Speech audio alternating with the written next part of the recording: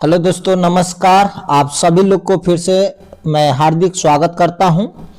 दोस्तों, जैसा कि आप सभी लोग को मालूम है, पता है कि इस चैनल के माध्यम से आप लोगों को अभी इंडियन पॉलिटी भारतीय राज्य व्यवस्था का क्लास चल रहा है और यह क्लास YouTube पे आपको पहली बार ऐसा देखने को मिल रहा होगा जो सिस्टमेटिक ढंग से, जो एक टॉपिक के बाद उससे जुड़े हुए टॉपिक ही पढ़ाया जा रहा है। तो आप सभी लोग से यह रिक्वेस्ट है कि अगर आप लोगों को यह लग रहा है कि यह क्लास आपके परीक्षा के दृष्टिकोण से, आपके ज्ञान की दृष्टिकोण से मदद कर रहा है, तो प्लीज, जैसा कि हर कोई बोलता है, प्लीज लाइक, सब्सक्राइब और शेयर। डन। और जो भी न्यू होंगे, जो न्यू सदस्य होंगे, तो प्लीज आप इस चैनल को सब्सक्राइब कर दीजिएगा महाराज, लाइक कर दीजिएगा और शेयर कर दीजिएगा और इस क्लास को पूरा सुनने की कोशिश करना। एक्चुअल मुझे रिक्वेस्ट नहीं करना चाहिए, लेकिन मैं यह कर रहा हूं कि अगर आपकी तैयारी आप चाहते हैं कि इस चैनल के माध्यम से मेरी तैयारी एक सिस्टमेटिक ढंग से और संपूर्ण तैयारी हो पाए, तब आप इस चैनल से जुड़े। वरना जुड़कर क्या कीजिएगा महाराज, ठीक है? यहाँ भोज तो हो नहीं रहा है, पार्टी तो चल नहीं रहा है जो मैं आपको निमंत्रण दूं और खाना पे बुलाऊं, ठीक है? तो अगर आपको अच्छा लगता है तो जुड़िए, वरना आप जहां भी तैयारी कर रहे हैं आप अच्छी तरह से तैयारी कीजिए। मेरा बहुत अच्छा विशेष है कि आप लोग अपनी तैयारी को जारी रखिए और अपने लक्ष्य को हासिल कीजिए, ठीक है? शुरू करते हैं जो आज का हमारा क्लास है। जैसा कि पता है कि जो हमारा क्लास यहाँ पे चल रहा है वह इंडियन पॉलिटी भारतीय राज्य व्यवस्था का यह जो लेक्चर नंबर है वह 7वां लेक्चर है, ठीक है? This is the 7th lecture. Done. और जो इसमें जो टॉपिक चल रहा है वह भारत का संविधान चल रहा है, ठीक है? भारत का संविधान चल रहा है, संविधान निर्माण, भारत का संविधान निर्माण, ठीक है? भारत का संविधान निर्माण से संबंधित, और जैसा कि आपको पता है कि संविधान सभा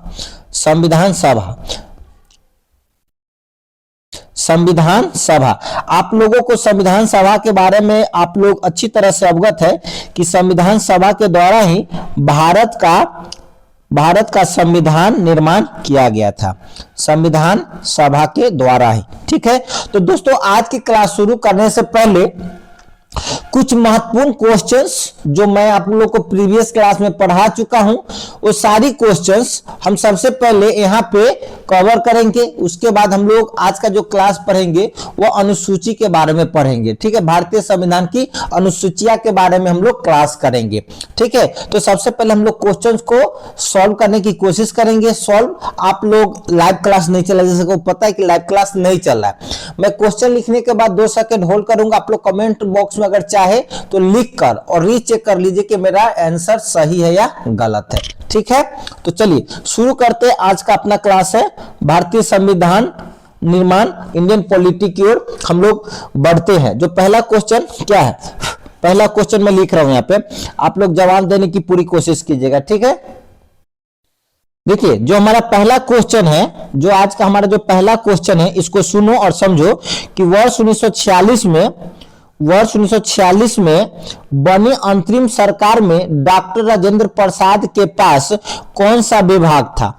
और मैंने आप लोगों को अंतरिम सरकार की सारी लिस्ट और किनको क्या क्या विभाग मिला था वो सभी क्लास में आप लोगों को पढ़ा चुका हूं और वो कंटेंट आप लोगों को लिखा चुका हूं।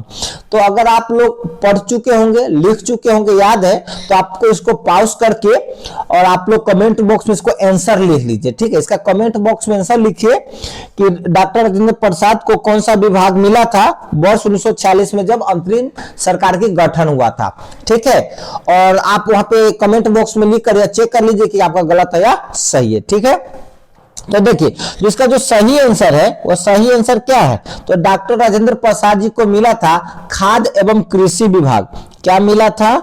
खाद्य एवं कृषि विभाग मिला था। क्या मिला था?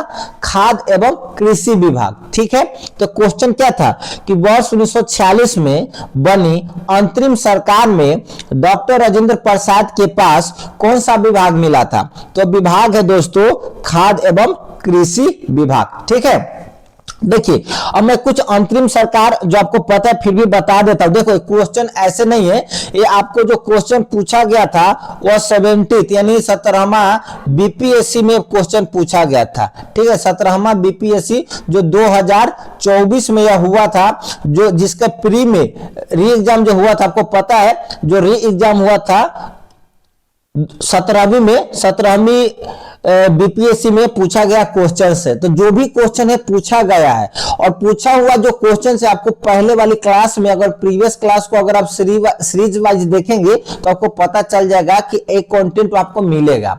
ठीक है, तो इसलिए मैं बोलता हूं कि आप उसको प्रीवियस क्लास को भी आप अटेंड कर लीजिए, नोट्स बना लीजिए और मेरे क्लास के साथ जुड़िए। आपको अच्छा इंफॉर्मेशन मिलेगा, सही इंफॉर्मेशन मिलेगा, जिसके माध्यम से आपको अपने एग्जाम में जो आपका लक्ष्य उसको हासिल कर सकते हैं। ठीक है, तो देखिए अब अंतरिम सरकार, मैं आपको थोड़ा सा अंतरिम सरकार के बारे में बता देता हूं कि जो अंतरिम सरकार था, अंतरिम सरकार का गठन कब हुआ था। ठीक है, कि अंतरिम सरकार का गठन कब हुआ था, तो अंतरिम सरकार का जो गठन हुआ था दोस्तों, हुआ था 2 सितंबर। कब हुआ था? 2 सितंबर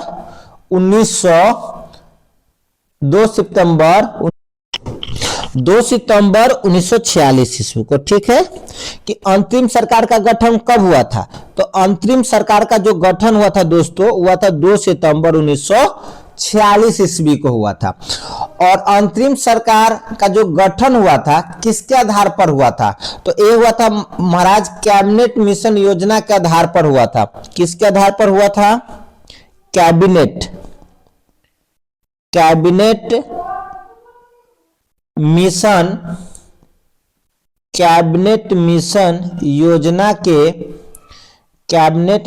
योजना के आधार पर कब हुआ था, तो ये हुआ था दोस्तों 24 अगस्त 1946 ईस्वी को इसकी घोषणा हुई थी। 24 अगस्त को कैबिनेट मिशन की घोषणा हुई थी। क्या हुई थी? घोषणा हुई थी, और जिसके आधार पर क्या बनाया गया था, तो अंतरिम सरकार का गठन किया गया था। और अंतरिम सरकार का गठन कब हुआ था, तो 2 सितंबर 1946 ईस्वी को हुआ था, जिसमें डॉक्टर राजेंद्र प्रसाद जी को खाद्य एवं कृषि विभाग मिला था। जैसा कि आपको पता है कि डॉक्टर राजेंद्र प्रसाद जो हमारे भारत के प्रथम राष्ट्रपति थे। ठीक है, और डॉक्टर राजेंद्र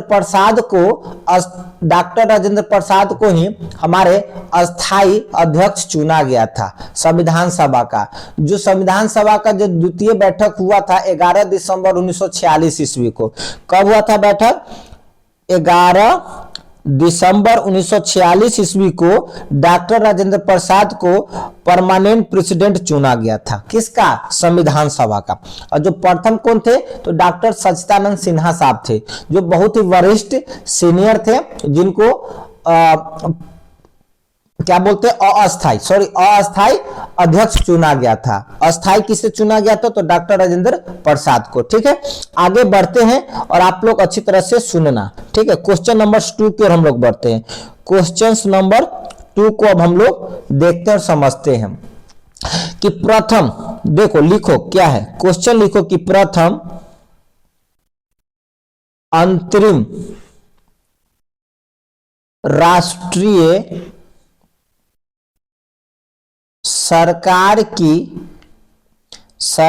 की घोषणा की गई थी। यानी कब की गई थी? देखिए एक क्वेश्चन से अगर आपको ध्यान होगा तो थोड़ी सेकंड पहले ही मैंने आप लोगों को बताया था कि घोषणा कब हुआ था। ठीक है, तो देखिए आप लोगों को क्यों बोला हूं, जब मैं एक्सप्लेन के साथ पढ़ा रहा हूं तो उसका क्वेश्चंस ना कुछ आपको जो एक्सप्लेन में कुछ ऐसा तथ्य मिलेगा जो आपको पूछे हुए एग्जाम में उसका आंसर में मदद करेगा। और देखिए प्रथम अंतरिम राष्ट्रीय सरकार की घोषणा की गई थी। देखिए यह क्वेश्चन पूछा गया है, क्वेश्चन दोस्तों यह पूछा गया यूपी पीसीएस में, क्वेश्चन पूछा गया है 2022 में। ये 2022 में पूछा गया है क्वेश्चन। ठीक है, कि प्रथम अंतरिम राष्ट्रीय सरकार की घोषणा की गई थी। तो इसका सही आंसर क्या है बताओ? इसका सही आंसर क्या है? देखो यहाँ पे लिखा हुआ है 24 अगस्त 1946। कब है? 24 अगस्त। ठीक है, लिख लो 24 अगस्त 1946 को। तो प्रथम अंतिम राष्ट्रीय सरकार की घोषणा कब की गई थी? 24 अगस्त 1946 ईस्वी को। ठीक है, अब आगे बढ़ते हैं, ध्यान देना, आगे क्वेश्चंस की ओर बढ़ते हैं धीरे धीरे। ठीक है, आगे क्वेश्चन की ओर बढ़ेंगे, बस इस क्लास में बने रहना। क्वेश्चन नंबर 3 को देखते हैं। क्वेश्चन नंबर 3 कि डॉक्टर राजेंद्र प्रसाद को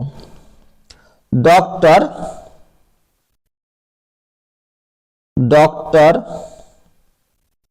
राजेंद्र प्रसाद को संविधान सभा का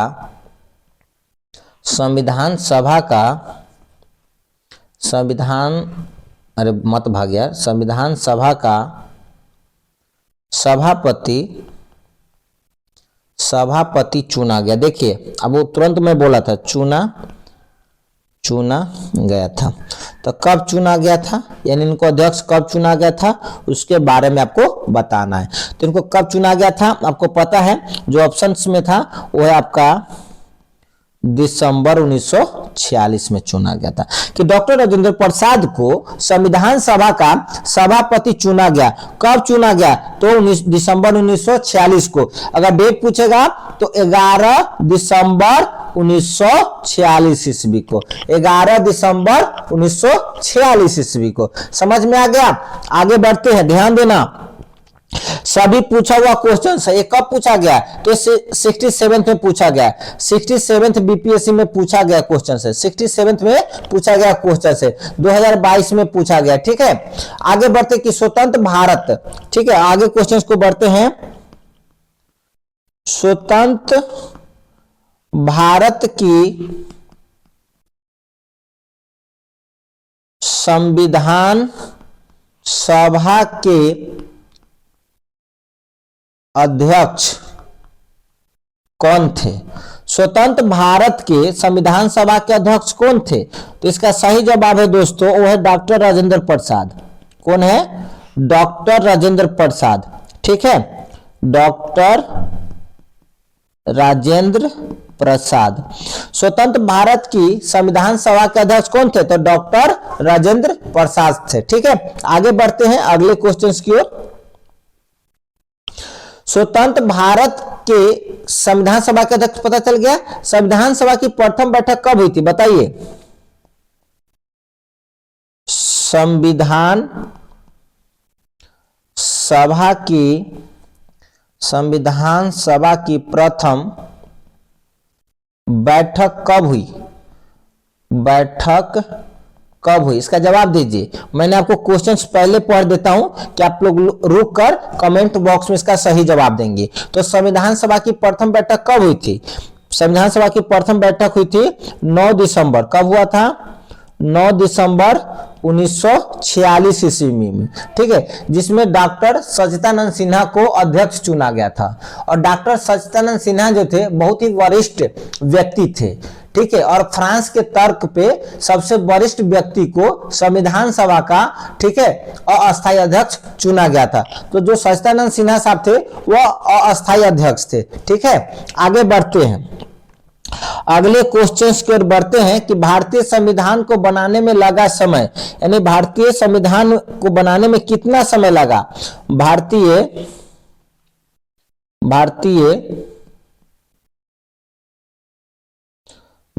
संविधान को बनाने में लगा समय, ये सारे के सारे मैं आपको पढ़ा चुका हूं। ठीक है, लगा समय यानी इसका समय पूछ रहा है कि कितना समय लगा। तो लगा 2 बरस 11 माह 18 दिन। कितना लगा? 2 बरस 11 माह 18 दिन। भारतीय संविधान यानी संविधान बनने में जो कुल समय लगा वह 2 बरस 11 माह 18 दिन लगा। ठीक है, कितना देर का समय हो गया महाराज? तो 14 मिनट का क्लास यहाँ पे हो चुका है। ठीक है, आगे बढ़ते हैं, अगले क्वेश्चन की ओर बढ़ते हैं। अगला क्वेश्चन है कि भारतीय संविधान को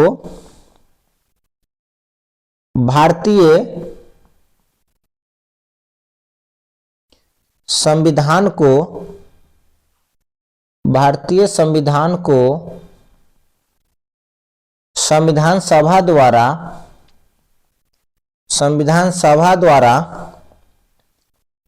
अंगीकृत किया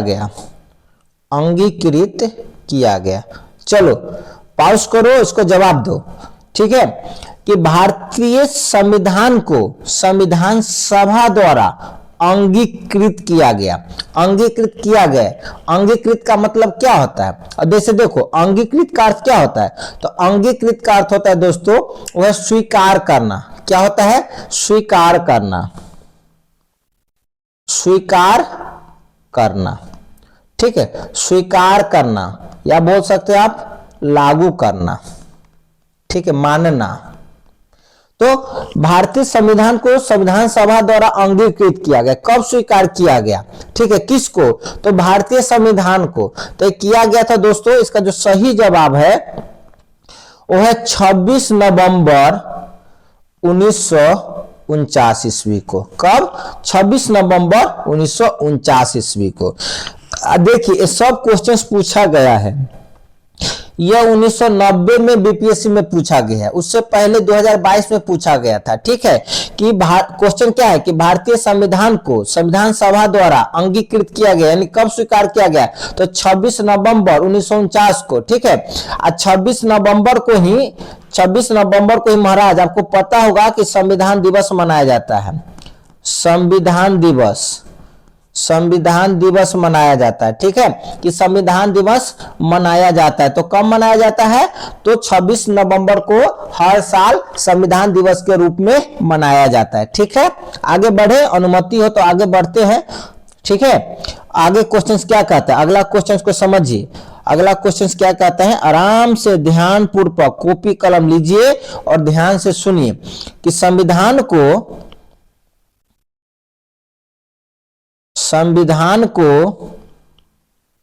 26 जनवरी के दिन 26 जनवरी के दिन लागू करने का निर्णय इसीलिए किया गया क्योंकि देखो क्या बताए, संविधान को 26 जनवरी के दिन लागू करने का निर्णय इसलिए किया गया क्योंकि पूछ रहा है क्या कारण था कि 26 जनवरी 1950 को संविधान को लागू किया गया। इसका क्या कारण था, यह कारण पूछ रहा है। तो इसका जो जवाब है, जब आप लोग एग्जाम में बैठेंगे तो ये आपके ऑप्शन में रहेगा कि कांग्रेस ने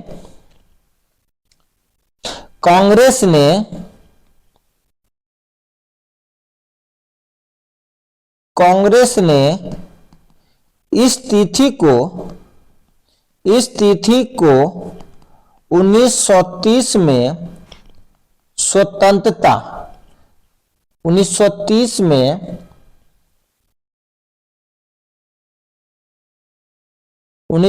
में स्वतंत्रता दिवस के रूप में मनाया था। तो कारण पता चल गया कि 26 जनवरी 1950 को संविधान को लागू करने का क्या कारण था। तो यह कारण था कि सन 1930 में इसी दिन यानी 26 जनवरी को ही कांग्रेस ने इस दिन को स्वतंत्रता दिवस के रूप में मनाया था। देखिए, यह क्वेश्चन 2011 में पूछा गया क्वेश्चन से। ठीक है, यह 2011 में पूछा गया क्वेश्चन से। ठीक है, आगे बढ़ते हैं। अगले क्वेश्चन की ओर बढ़ते हैं कि भारतीय संविधान दिवस मनाया जाता है। चलिए, ये तो आपको आई होप, मैं आशा करता हूं कि इसका आंसर अच्छी तरह से हर कोई दे सकता है। तो इसको पॉज करो और कमेंट बॉक्स में लिख दो कि भारतीय संविधान दिवस मनाया जाता है। भारतीय संविधान दिवस मनाया जाता है। जल्दी से कमेंट बॉक्स में लिखो, फिर आगे बढ़ना। ठीक है, जब ऐसे लिखोगे ना तो आपको बहुत मजा भी आएगा और आपका जो नॉलेज है बढ़ता रहेगा। ठीक है, तो कब है वह दोस्तों? 26 नवंबर। 26 नवंबर को क्या मनाया जाता है? संविधान दिवस मनाया जाता है। ठीक है, देखो हुआ क्या था, इसका क्या कारण था आपको पता है कि भारतीय संविधान बनकर कब तैयार हुआ था? भारतीय यानी भारत का संविधान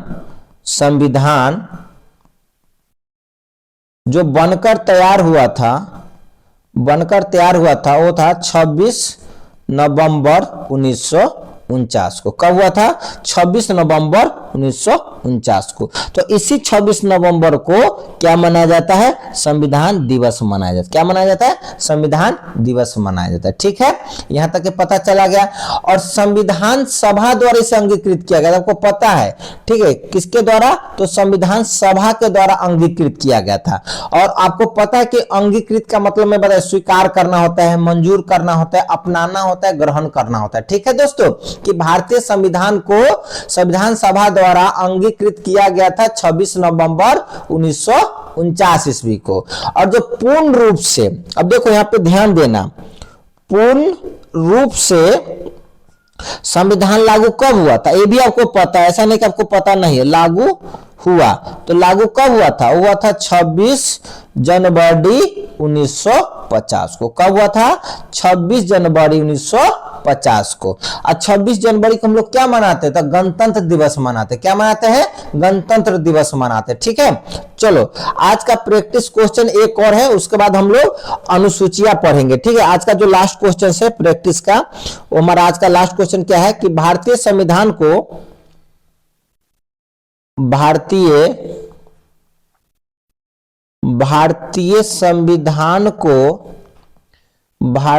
संविधान को अपनाया गया था।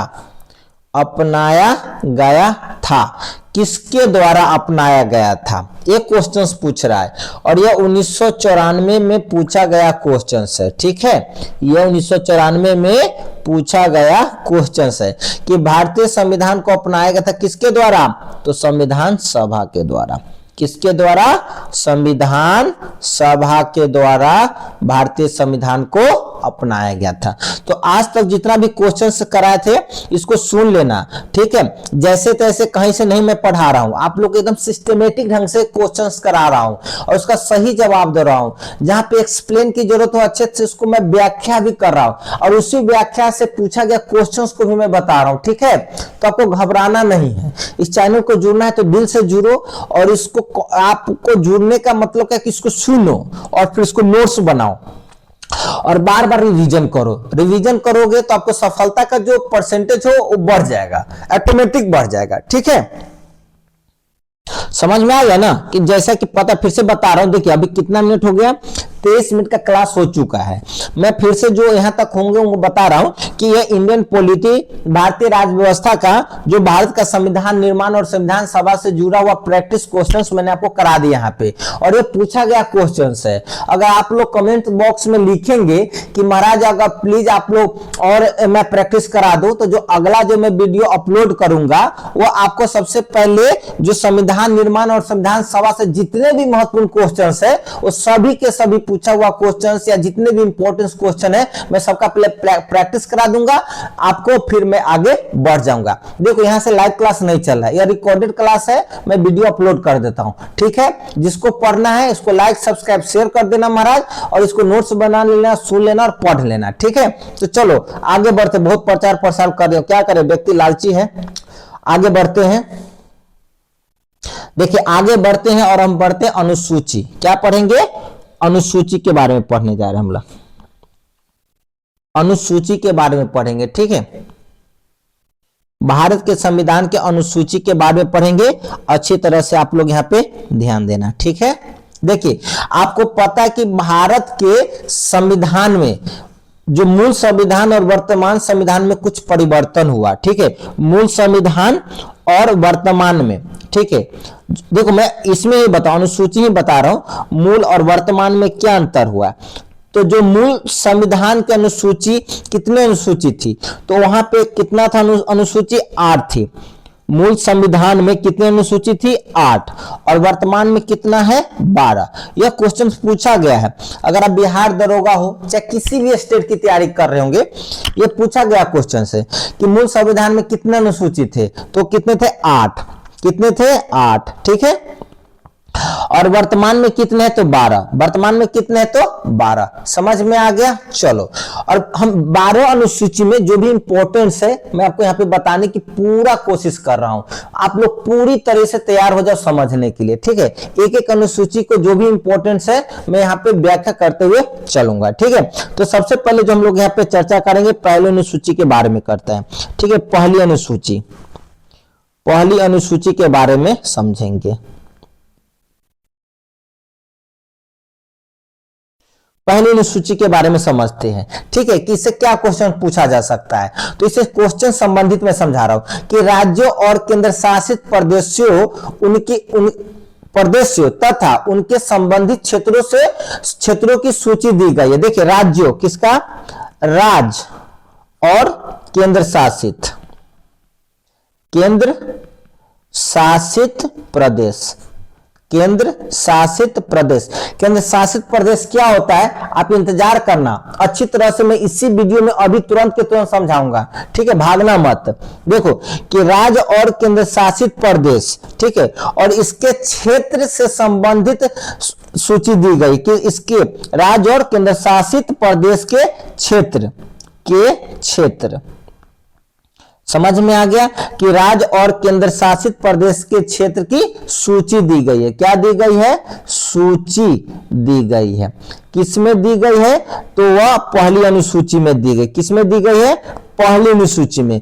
क्वेश्चन पूछ लेगा कि राज्य और केंद्र शासित प्रदेश के क्षेत्र की अनुसूची भारत के संविधान की किस अनुसूची में दिया गया है? तो पहली अनुसूची में दिया गया है। आई होप कि आप लोगों को यहाँ पे समझ में आ गया होगा। नहीं आता है तो कमेंट बॉक्स में पक्का लिखो, लिखने की आदत डालो। ठीक है, चलो कि भारत, देखो यहाँ पे मैं आपको अभी केंद्र शासित राज्य थोड़ा सा समझा देता हूं। केंद्र शासित राज्य किसे कहते हैं, केंद्र शासित प्रदेश आप क्या समझते हैं? ठीक है, तो भारत के ऐसे क्षेत्र, लिखना है तो लिख लेना, मैं आपको लिखा देता हूं कि भारत के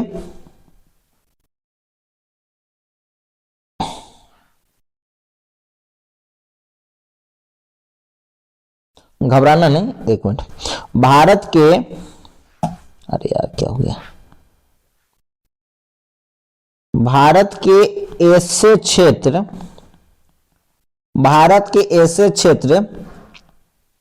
जिन पर सीधे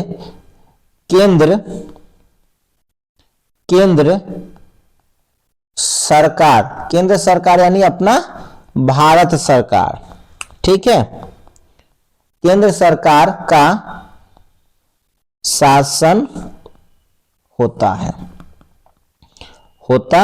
यहां पे समझो, फिर आगे लिखा दूंगा, समझो पहले बात को समझना कि भारत के ऐसे क्षेत्र जिन पर सीधे केंद्र सरकार का शासन होता है।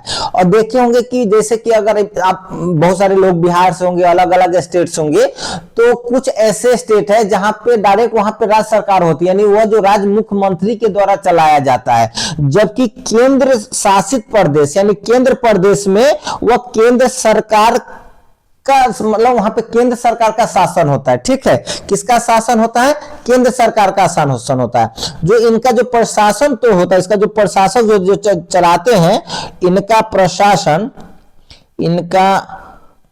प्रशासन राष्ट्रपति द्वारा नियुक्त किया जाता है। किसके द्वारा? राष्ट्रपति द्वारा उपराज्यपाल या प्रशासक के माध्यम से होता है। भागना नहीं, ध्यान देना, मैं समझा दूंगा अच्छी तरह से, भागना नहीं। देखो क्या बोल रहा हूं कि जो इसका जो एडमिनिस्ट्रेटिव हेड जो होते हैं, जो संचालक करते हैं, वो या तो उपराज्यपाल होता है या प्रशासक होता है। यह पद का नाम है। जिस तरह राज्यपाल होता है ना, कि इस राज्य का राज्यपाल कौन है, यूपी का राज्यपाल कौन है, बिहार का कौन है, पश्चिम बंगाल का कौन है, कर्नाटक का कौन है, महाराष्ट्र का कौन है। ठीक है, उसी तरह वहां पर भी राष्ट्रपति के द्वारा केंद्र शासित प्रदेश में नियुक्त किया जाता है। और वो कौन होते हैं, उपराज्यपाल होते हैं या प्रशासक होते हैं, यह पद का नाम है, ठीक है। और देश में भी कितने राज्य है, तो राज्य की संख्या कितनी है, तो राज्य हमारे पास कितने, 28। और केंद्र शासित प्रदेश कितने हैं, तो केंद्र शासित प्रदेश हमारे पास 8 है। समझ में आ गया। अब चलो दूसरी अनुसूची को समझते हैं। दूसरी अनुसूची, आराम से बैठे रहो और पढ़ते रहो। दूसरी अनुसूची,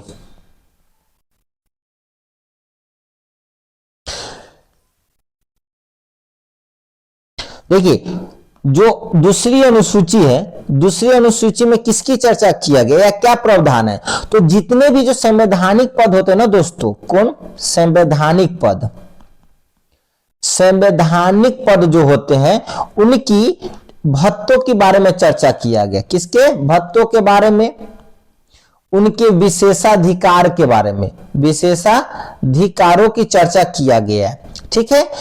तो संवैधानिक पदों की, जो संवैधानिक पद होते हैं उनके भत्तों, विशेषाधिकारों की और विशेषाधिकारों की जो चर्चा किया गया है वो किसमें किया गया है, दूसरी अनुसूची में किया गया। किसमें किया गया, दूसरी अनुसूची में किया गया। अगर आप समझना चाहते कि संवैधानिक पद क्या होता है, तो संवैधानिक पद को मैं यहां से अच्छी तरह से आपको समझा देता हूं, ध्यान देना।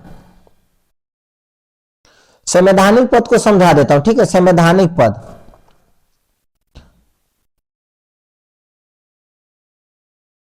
संवैधानिक पद उन पदों को कहते हैं जिनकी स्थापना और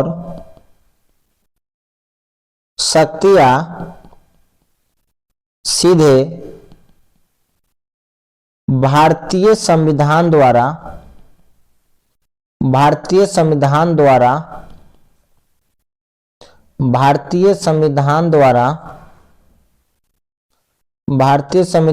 की गई है, भारतीय संविधान द्वारा की गई है, जिनके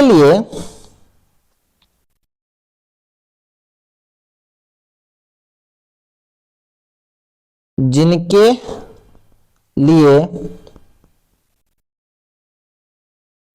संविधान में विशेष अनुच्छेद हो और जिन्हें बनाने या जिनमें बदलाव करने के लिए संविधान संशोधन की आवश्यकता होती है। तो जो मैं आप लोग को बता रहा था कि संवैधानिक पद के बारे में बता रहा था कि संवैधानिक पद क्या होता है या किसे कहते हैं, तो यहाँ अच्छे से समझ लो कि संवैधानिक पद उन पदों को कहते हैं जिनकी स्थापना और शक्तियां सीधे किसके द्वारा दिया गया है, संविधान के द्वारा दी गई होगी। समझ में आ गया। और जिसकी चर्चा किसके अंदर है, संविधान के अंदर है, तो वो सब के सब क्या होता है, संवैधानिक पद हो जाएंगे। ठीक है, आगे पढ़ते कि कौन कौन से ऐसे हैं जो संवैधानिक पद है, उसकी कुछ उदाहरण दे देता हूं, समझा देता हूं, इसको ध्यान रखना। ठीक है, जैसे देखो राष्ट्रपति, सबके सब भारत ही लिखूंगा, भारत के राष्ट्रपति, राष्ट्रपति। ठीक है, उसके बाद राज्यों के राज्यपाल, राज्यपाल। ठीक है, फिर है आपके लोकसभा के अध्यक्ष, लोकसभा के अध्यक्ष और लोकसभा के अध्यक्ष और उपाध्यक्ष,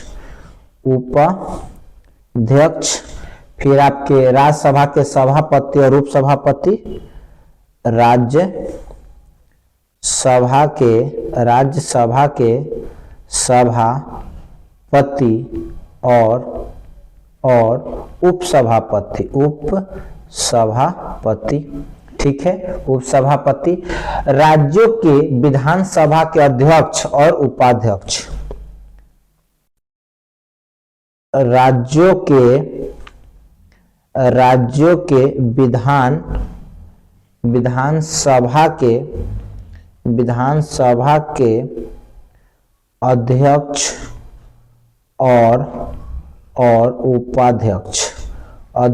और उपाध्यक्ष, समझ में आ रहा है, और उपाध्यक्ष, ठीक है।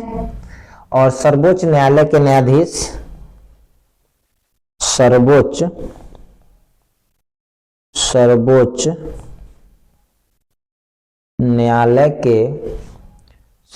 न्यायालयों के न्यायाधीश, सर्वोच्च न्यायालय के न्यायाधीश, भारत के नियंत्रक एवं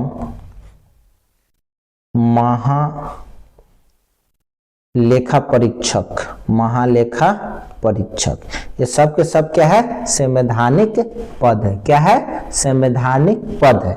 तो इन सारे के संवैधानिक पद की जो महत्व और शक्तियों विशेषाधिकारों की जो चर्चा है वो भारत के संविधान के किस अनुसूची में है, तो दूसरी अनुसूची में। किस में है, दूसरी अनुसूची में, ठीक है। अब बात करेंगे हम लोग तीसरी अनुसूची की बात करेंगे, ठीक है। किसकी बात करते हैं अब हम लोग, तीसरी अनुसूची की बात करते हैं, तीसरी अनुसूची की बात करते हैं, ठीक है। तीसरी अनुसूची की बात करते हैं।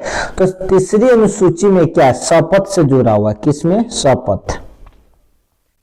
शपथ और प्रतिज्ञान से जुड़ा हुआ है। जो तीसरा अनुसूची है वह शपथ और प्रतिज्ञान से है, ठीक है, समझ में आ गया।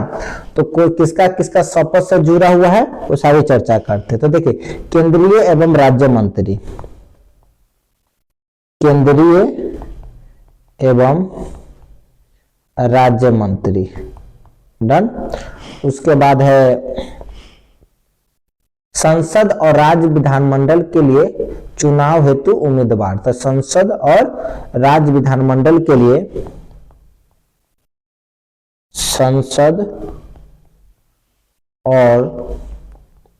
संसद और विधानमंडल के लिए चुनाव हेतु उम्मीदवार, ठीक है। आगे क्या है, संसद और राज्य विधानमंडल के सदस्य, संसद